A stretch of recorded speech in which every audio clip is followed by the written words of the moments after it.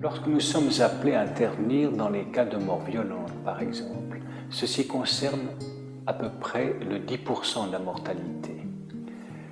Nous recevons des instructions de la part de la police, qui elle-même en reçoit du juge d'instruction.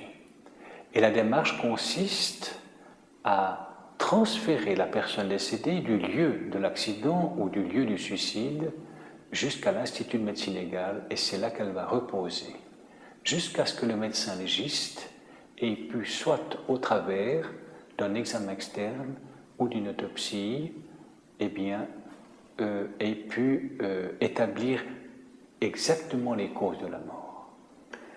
Je me souviens par exemple de ce jeune homme qui décède dans un accident de voiture, c'est 2 heures du matin. Le père apprend que son fils a eu un accident, il ne sait pas encore qu'il est décédé.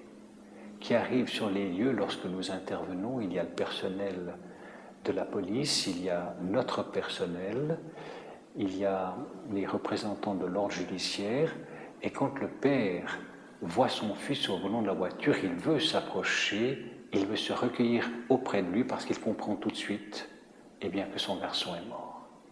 Et puis nous pensons, nous, le personnel qui est sur place, que ce n'est pas le lieu adéquat pour dire au revoir à son fils. Et alors le père se tourne vers nous, insiste et dit « mais enfin, si c'est mon fils, j'ai quand même le droit de lui dire au revoir ». Et c'est alors qu'il approche de la voiture, il s'agenouille, et plus tard il nous écrit.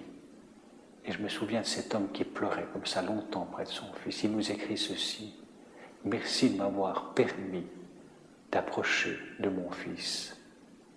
Pour moi, ce moment, il est unique. C'est comme si j'avais pu recueillir son dernier souffle, quand bien même il était mort. »